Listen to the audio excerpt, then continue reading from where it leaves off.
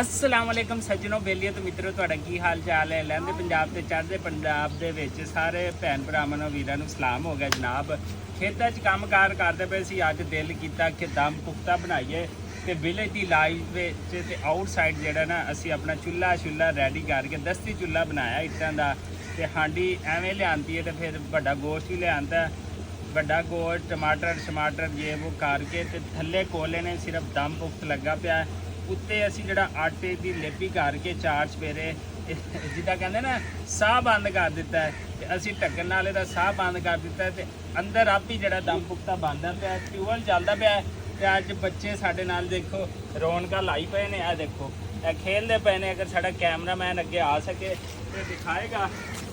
ਇਹ ਦੇਖੋ ਇਹ ਮਿੱਟੀ ਨਾਲ ਜਿਹੜਾ ਨਾ ਖੇਲਦੇ ਪਏ ਨੇ ਬੱਚੇ ਸਾਰੇ ਤੇ ਇੱਧਰ ਦੇਖੋ ਸਾਰੇ ਬੱਚੇ ਮਿੱਟੀ ਨਾਲ ਜਿਹੜਾ ਨਾ ਖੇਡੀ ਜਾਂਦੇ ਨੇ ਤੇ ਮੌਜਾਂ ਮਾਰੀ ਜਾਂਦੇ ਨੇ ਤੇ ਅਸੀਂ ਜਿਹੜਾ ਦਮ ਪੁਖਤਾ ਜਿਹੜਾ ਨਾ ਉਹ ਪਕਾਈ ਜਾਂਦੇ ਹੈਗੇ ਆ। ਟਿਊਬਲ ਸਾਡਾ ਚੱਲਦਾ ਪਿਆ। ਅੱਜ ਬਾਰਿਸ਼ ਤੋਂ ਬਾਅਦ ਨਾ ਬਹੁਤ ਦਿਨਾਂ ਬਾਅਦ ਟਿਊਬਲ ਚੱਲਿਆ। ਇੱਥੇ ਖੜਾ ਰਹੀਂ ਬਹੁਤ ਦਿਨਾਂ ਬਾਅਦ ਜਿਹੜਾ ਨਾ ਟਿਊਬਲ ਚੱਲਿਆ ਤੇ ਅੱਜ ਜਿਹੜਾ ਨਾ ਟਿਊਬਲ ਚੱਲਦਾ ਪਿਆ ਹੈ। ਮੈਂ ਕਿਹਾ ਅੱਜ ਕੰਮ ਵੀ ਕਰੋ ਨਾਲ ਸਾਲਨ ਵੀ ਬਣਾਓ ਤੇ ਸਾਰਾ ਕੁਝ ਆਪ ਕਰੋ। ਰੋਟੀਆਂ ਛੋਟੀਆਂ ਆਈਆਂ ਪਈਆਂ ਨੇ ਸਿਰਫ ਸਾਲਨ ਦਾ ਇੰਤਜ਼ਾਰ ਹੈ।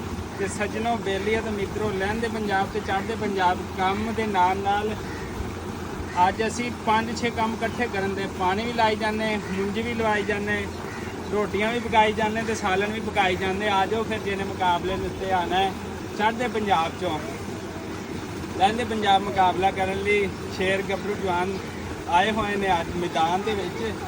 ਟਿਊਬਲ ਚੱਲਦਾ ਪਿਆ ਹੈਗਾ ਤੇ ਜਨਾਬ ਇੰਜੋਏ ਕਰੋ ਆਪਣੀ ਲਾਈਫ ਨੂੰ। ਬੱਚਿਆਂ ਨਾਲ ਟਾਈਮ ਜਿਹੜਾ ਨਾ ਸਪੈਂਡ ਕਰਿਆ ਕਰੋ ਤੇ ਜਦੋਂ ਵੀ ਤੁਹਾਨੂੰ ਵੇਲਾ ਮਿਲੇ ਉੱਦਾਂ ਦਾ ਬੰਦੇ ਨੂੰ ਮਿਲਦਾ ਹੀ ਕੋਈ ਨਹੀਂ ਟਾਈਮ। ਸਾਡੀ ਪਾਕਿਸਤਾਨੀ ਕੌਮੇਡੀ ਵੈਲੀ ਹੈਗੀ ਆ। ਐਵੇਂ ਕਿਤੇ ਮਾੜੀ ਕੋਈ ਗੱਲਬਾਤ ਹੋਵੇ ਤੇ ਇੰਨਾ ਰਸ਼ ਇਕੱਠਾ ਹੋ ਜਾਏਗਾ ਤੇ ਜਿੱਥੇ ਕੋਈ ਮਤਲਬ ਦੀ ਗੱਲ ਹੋਵੇ ਤੇ ਉੱਥੇ ਕੋਈ ਵੀ ਨਹੀਂ ਲੱਭੇਗਾ। ਤੇ ਜਨਾਬ ਟਾਈਮ ਜਿਹੜਾ ਨਾ ਉਹ ਬਹੁਤ ਜ਼ਰੂਰੀ ਆ ਤੇ ਉਹਨੂੰ ਕਦੀ ਆਪਣੇ ਛੋਟੇ ਬੱਚੇ ਨਾਲ ਸਪੈਂਡ ਕਰਿਆ ਕਰੋ। ਭਤੀਜੇ ਭਾਂਜੇ ਭੈਣ ਭਰਾ ਸਾਰੇ ਨਾਲ ਜਦੋਂ ਟਾਈਮ ਮਿਲੇ। ਲੇਕਿਨ ਸਾਡੇ ਕੋਲ ਅੱਜ ਅੱਛਾ ਮੌਕਾ ਸੀ। ਅਸੀਂ ਕੰਮ ਵੀ ਕੀਤੀ ਜਾਂਦੇ ਟਿਊਬਲ ਵੀ ਚਲਾਏ ਜਾਂਦੇ ਤੇ ਅਸੀਂ ਹਾਂਡੀ ਰੋਟੀ ਵੀ ਅੱਜ ਕੀਤੀ ਜਾਂਦੇ ਜਨਾਬ ਵਾਲਾ। ਇਹ ਦੇਖੋ ਤੇ ਜਨਾਬ ਤੁਸੀਂ ਪਕਾਇਆ ਕਰੋ। ਹੁਣ ਕੋਈ ਇਹ ਨਾ ਕਹਿਣਾ ਬੁੱਢੀ ਥੱਲੇ ਲੱਗਿਆ ਤੇ ਆਪਣਾ ਪਕਾਣਾ ਆਈ ਵੀ ਥੱਲੇ ਲੱਗਿਆ ਤੇ ਮੇਰੀ ਬੁੱਢੀ ਲੱਗ ਵੀ ਜਾਊਂਗਾ ਤੇ ਫਿਰ ਕਿਹੜੀ ਗੱਲ ਹੈ ਜਨਾਬ ਵਾਲਾ। ਤੇ ਇਸ ਵਾਸਤੇ ਅਸੀਂ ਆਪ ਹੀ ਰੈਡੀ ਕੀਤੀ ਜਾਂਦੇ ਹਾਂ। ਇਹ ਜ਼ਰੂਰੀ ਨਹੀਂ ਇਹ ਤੁਹਾਨੂੰ ਕਿਤੇ ਨਾ ਕਿਤੇ ਕੰਮ ਆ ਜਾਏਗਾ। ਇਹ ਦੇਖੋ ਦਮ ਪੁਖਤਾ ਜਿਹੜਾ ਅਸੀਂ ਬਿਲਕੁਲ ਜਿਹੜਾ ਇਹਦੀ ਭਾਫਾਂ ਨਿਕਲਣੀਆਂ ਸ਼ੁਰੂ ਹੋ ਗਈਆਂ ਤੇ ਹੁਣ ਜਿਹੜਾ ਅਸੀਂ ਇਹਨੂੰ ਬਸ ਇਹ ਦੇਖੋ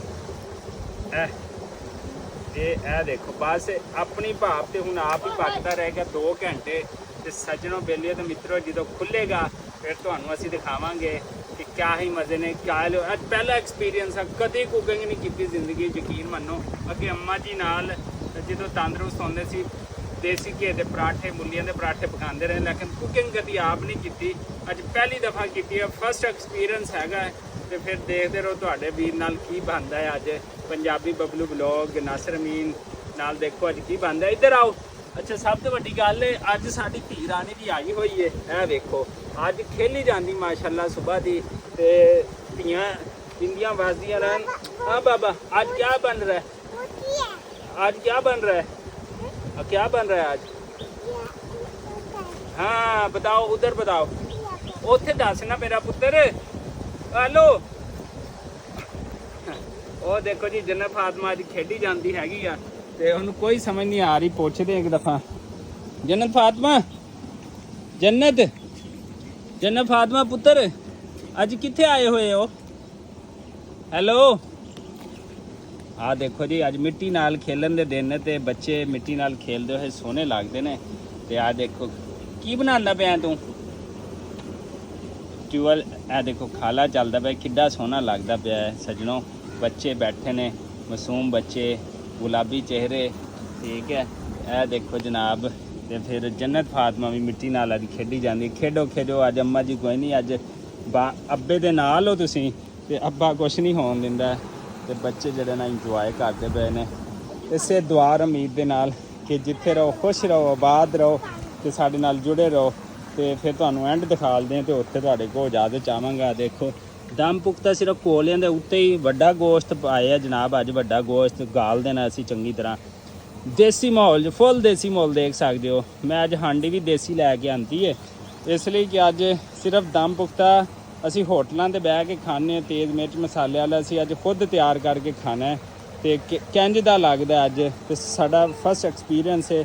ਵੱਡਾ ਗੋਸ਼ਤ ਦੇ ਵਿੱਚ ਟਮਾਟਰ ਨੇ, ਹਲਕਾ ਜਿੰਨਾ ਨਮਕ ਪਾਇਆ ਹੈ ਤੇ ਜਨਾਬ ਇਹਦੇ ਵਿੱਚ ਥੋੜਾ ਜਿੰਨਾ ਮਸਾਲਾ ਪਾਇਆ, ਥੋੜਾ ਜਿੰਨਾ ਅਦਰਕ ਪਾਇਆ, ਟਮਾटर पाए ने। हाँ बस ठीक है, अभी ये रेडी हो जाएगा बेटा। चलो ਤੁਹਾਨੂੰ ਐਂਡ ਵੀ ਫਿਰ ਸੱਜਣੋਂ ਦਿਖਾ ਲਦੇ ਹਾਂ ਥੋੜੀ ਦੇਰ ਤੱਕ।